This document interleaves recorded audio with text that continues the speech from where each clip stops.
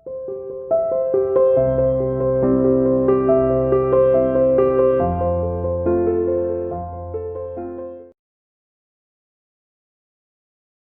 बार फिर आप सभी का स्वागत ऑनलाइन क्लासेस में।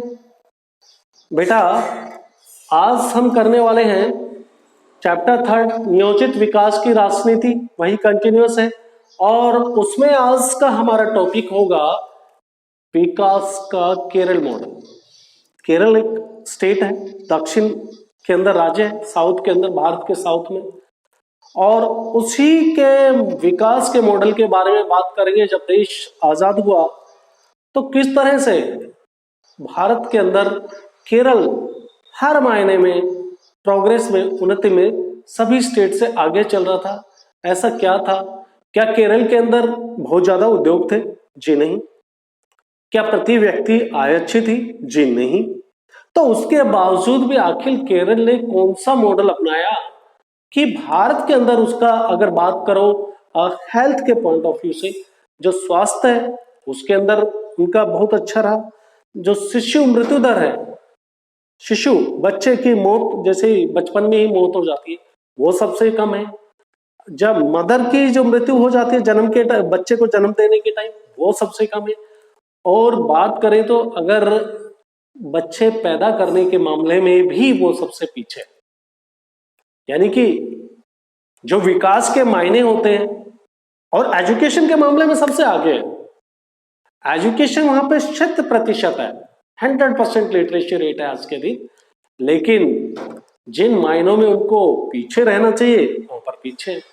स्वास्थ्य के जो है वो उनका अच्छा है, डेवलपमेंट के मामले में आगे है, लेकिन जो विकास को रोकने वाले जो कारण होते हैं वहां पर वो काफी कमी वहां पर देखी गई है। तो अपने आप में एक बहुत ही उम्दा उदाहरण हमारे देश में, जब भी अगर किसी विकास की बात होती है तो हम केरल को नहीं भूल सकते। वहां पे कोई इंडस्ट्रियलाइजेशन बहुत ज्यादा नहीं है, ठीक है ना, सोर्स ऑफ इनकम नहीं है, लेकिन इसके बावजूद भी वहां पर जो मेल और फीमेल्स हैं, एज करने की जो शादी करने की एज है वो काफी लेट तक जो हमारे देश के अंदर दी है लड़की के लिए या लड़के के लिए। लड़की के लिए 18 साल, लड़के के लिए 21 साल, उससे भी बहुत बाद में जाके 30 इयर्स के बाद में जाके वो शादी करते हैं, अपने आप में मैच्योर हो जाते हैं, सेल्फ डिपेंडेंट हो जाते हैं, आत्मनिर्भर हो जाते हैं, और काम करने की, जब वो काम करने लग जाते हैं तभी जाके शादी करते हैं। तो ये भी आप आज हम और थोड़ी सी जानकारी लेते हैं। शिक्षा के मायने में देखें, स्वास्थ्य के मामले में, और भूमि सुधार। जैसे देश आजाद हुआ तो हमारे देश के अंदर जो जमीन थी वो क्या था, ओनरशिप, किसी के पास एक टुकड़ा जमीन का यहाँ पर है, दूसरा टुकड़ा कहीं और पर मिला हुआ था उसको। तो ये जो भूमि सुधार का जो कार्यक्रम, जो प्रोसेस चला, केरल ने उसको बहुत जल्दी अडॉप्ट किया। और चकबंदी की एक, आपने भी सुना होगा, अपने यहाँ पर भी एक शब्द का इस्तेमाल बार बार होता है भूमि सुधार से संबंधित। चकबंदी के मामले में उन्होंने काफी तेजी से काम किया और सबकी जमीन आसपास में लाके रख दी। यानी कि जो मेरे पड़ोस में अगर किसी की जमीन थी, उसको कहीं जहां पर दूसरी जगह उसकी ज्यादा जमीन थी वहां पर दे दी, और हमें हमारे पास में दे दी। तो भूमि सुधार का और अपना काम अच्छे उसमें किया। साथ ही के साथ जिनके पास बहुत ज्यादा जमीन थी उसको भी डिस्ट्रीब्यूट कर दिया, बाकी जिनके पास में नहीं थी उनको जमीन दे दी। तो चाहे शिक्षा के मामले में देखें 100%, मैंने कहा, स्वास्थ्य देखो, वहां पर स्वास्थ्य के मामले में काफी सुधार है। भूमि सुधार की बात की, और आपके जो डिस्ट्रीब्यूशन सिस्टम है, पब्लिक डिस्ट्रीब्यूशन सिस्टम, जिससे खाद्यान्न का वितरण किया जाता है, वो अपने आप में काफी फेयरली काम करता है, ट्रांसपेरेंसी के साथ। वहां पर कोई घोटाला वगैरह नहीं होता है, जो हम राशन की दुकान से जो ना लेते। गरीबी उन्मूलन, गरीबी को दूर करने की दिशा में काफी काम किए। प्रति व्यक्ति आय ये मानते हैं कि बहुत कम है वहां पर।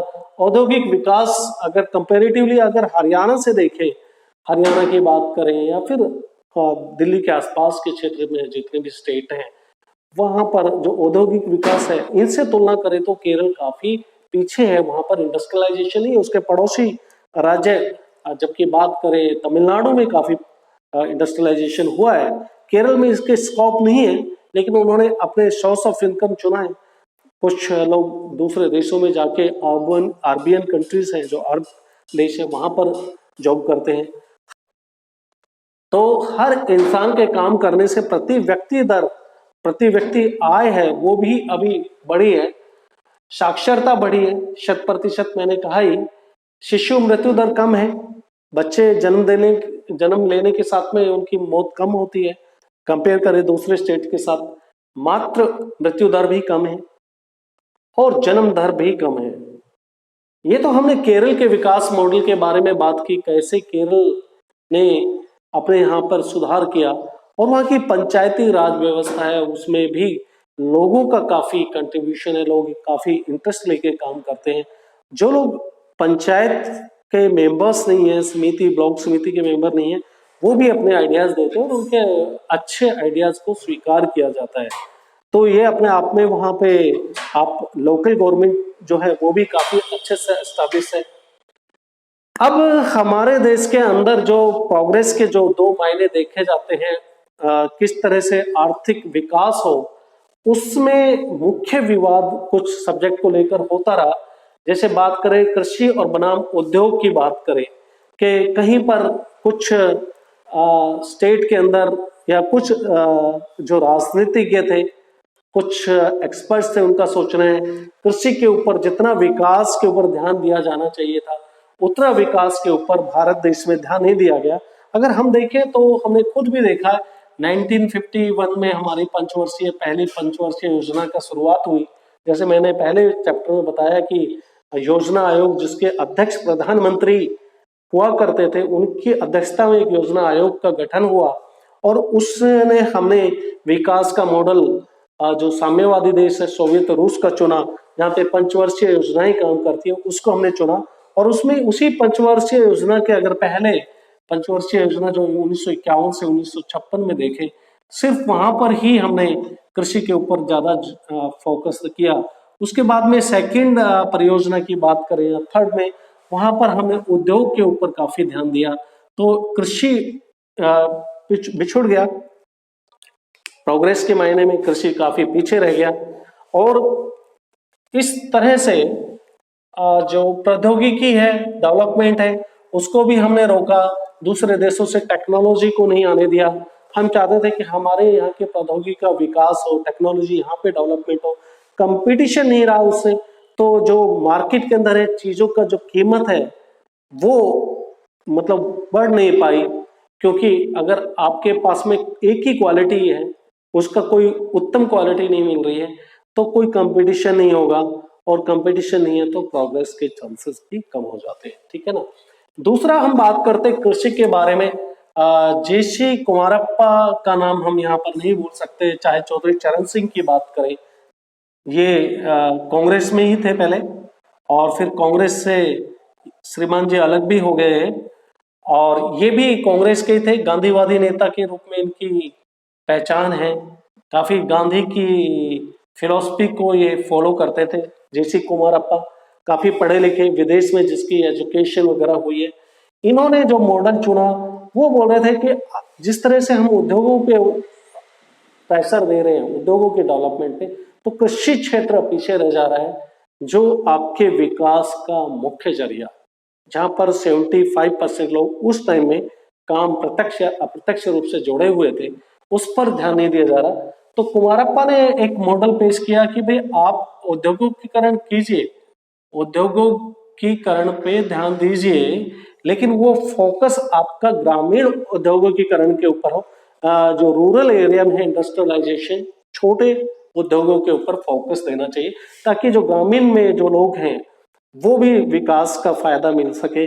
और इसके साथ में देखा गया कि शहरी क्षेत्र के अंदर विकास काफी हो रहा था उस टाइम, जितना भी था, तो शहरी क्षेत्र के ऊपर वो फोकस था।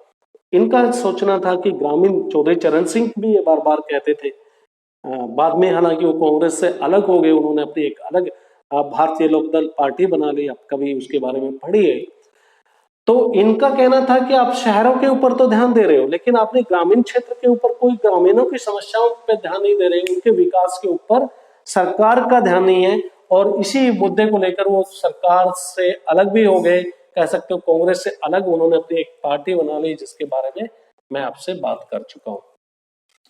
अब निजी क्षेत्र की बात करें बेटा, निजी क्षेत्र वो क्षेत्र हो गया जिसमें आप प्राइवेटाइजेशन को इंपॉर्टेंस देते हैं। जो भी आपके निजी क्षेत्र के अंदर विकास के जो कार्य हैं वो प्राइवेट क्षेत्र के भरोसे में छोड़ देते हैं, लोगों के भरोसे छोड़ देते हैं। जो जो आपके देश में इंडस्ट्रियलिस्ट हैं, ठीक है ना, उद्योगपति हैं, उनके ऊपर भरोसा करके चलते हैं। आर्थिक उदारीकरण की नीति होती है। तो ये पूंजीवादी मॉडल है जो हमने यूरोप, जो आप बात करते हैं यूरोप के कंट्रीज से हमने अडॉप्ट किया, ठीक है ना, यूरोपियन कंट्री से पूंजीवादी मॉडल। और समाजवादी मॉडल क्या कहता है, जैसे मैं पहले भी डिस्कस कर चुका हूं कि समाजवादी मॉडल में निजी संपत्ति को खत्म किया जाता है कि भाई प्राइवेट प्रॉपर्टी किसी के पास में नहीं होगी। इंडस्ट्रियलिस्ट है, इंडस्ट्रीज है, वो सारी इंडस्ट्रियलिस्ट के हाथ में ना होगी, सरकार के ऊपर उसका स्वामित्व होगा। तो आप ये दोनों चीजों को बहुत समझ लीजिए कि समाजवादी मॉडल जो कम्युनिस्ट स्टेट की, सोवियत रूस की बात करते हैं, वहां निजी संपत्ति को महत्व नहीं दिया जाता है, सबके ऊपर सरकार का मालिकाना हक रहता है और सरकार सबको बराबर विकास के लिए इंपॉर्टेंस देती है। जबकि पूंजीवादी व्यवस्था जो अमेरिका और यूरोपियन मॉडल है, उसमें विकास जो निजी क्षेत्र का विकास के अंदर ज्यादा फोकस रहता है। तो ये अपने आप में जो निजी क्षेत्र और फिर सार्वजनिक क्षेत्र, मतलब जो गवर्नमेंट के पास में, तो इसमें काफी हमने क्या किया, जो औद्योगिक घराने हैं, जो इंडस्ट्रियलिस्ट हैं, उन्होंने जो उनको प्रॉफिट लगता था उन क्षेत्रों में तो उन्होंने इंडस्ट्रीज के डेवलपमेंट में विकास दिया, और जो कुछ काम है वो सरकार के लिए छोड़ दिए, जैसे कि रेलवे हो गया, उसका हो गया, या फिर आपके संचार, दूर संचार के साधन हो गए। हालांकि आज दूर संचार के साधन में प्राइवेटाइजेशन हो गया है, लेकिन उस टाइम में इसके अंदर काफी गवर्नमेंट का जो है इन्वॉल्वमेंट था, ठीक है ना बेटा। तो ये आपने आज देखा, विकास का मॉडल देखा, और जो मुख्य विवाद था, कृषि पे ज्यादा फोकस किया जाए या उद्योग पे। अगर उद्योग पे ध्यान दे रहे हो तो कृषि पीछे रह जा रही है, कृषि पे ध्यान दे रहे हो तो उद्योग पीछे रह जा रहे हैं। निजी क्षेत्र और प्राइवेटाइजेशन के बारे में बात हुई। तो हमने क्या किया था वो आपको पता ही है। हमने ना तो, मैं बात कर रहा हूं निजी क्षेत्र और ये पूंजीवादी के, समाजवादी और पूंजीवादी मॉडल में हमने दोनों को नहीं चुना, समाजवादी और पूंजीवादी को कंप्लीटली किसी दोनों में से किसी एक मॉडल को नहीं चुना।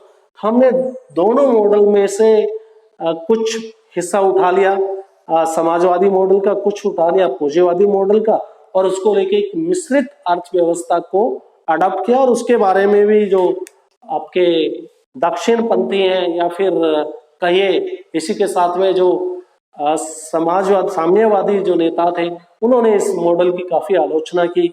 बार बार वो कहते रहते थे इससे देश का विकास जो है बाधित हो रहा है, सरकार को जिस क्षेत्र में ध्यान दिया जाना चाहिए था वो प्राइवेटाइजेशन कर दिया, लोगों को दे दिया, और जो क्षेत्र पे खुद मतलब फोकस की जरूरत थी प्राइवेट में दे दिया, और प्राइवेट के पास में जो दी वो सरकार के पास होने चाहिए थे, अगर देश के अंदर हम विकास चाहते हैं।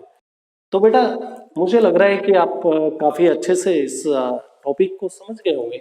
मुझे नहीं लगता कहीं पे दिक्कत होगी। थोड़ा घर पे भी पढ़ लिया करो, है ना, जब टाइम मिले, है ना। पेरेंट्स से रिक्वेस्ट करो मोबाइल घर पे छोड़े, आप पढ़ाई पे फोकस करिए, ठीक है ना। हर मेरे से आप अप्रोच करेंगे तो मैं भी आपके पेरेंट्स से रिक्वेस्ट कर सकता हूँ, करता भी हूँ, सबसे कोशिश कर रहा हूँ, सबके पेरेंट्स से बातचीत करता हूँ आपके। लेकिन आप अपना फर्ज तो निभाए, जिनके पास में सुविधाएं मिल गई है रेगुलर वीडियोस देखिए, लाइव क्लासेस को अटेंड कीजिए भाई, तब तो आप 12th के एग्जाम से डोंट फॉरगेट, ठीक है ना। ऐसे आप हो सकता है आप पास हो जाएं, लेकिन अच्छा आपको कुछ करना है तो रेगुलर हमसे जुड़े रहना होगा, वीडियोस देखना होगा, लाइव क्लासेस अटेंड करना होगा। आज का ये टॉपिक यहीं पर समाप्त करते हैं, फिर एक नए टॉपिक के साथ मुलाकात होगी। तब तक के लिए goodbye, stay safe, thank you.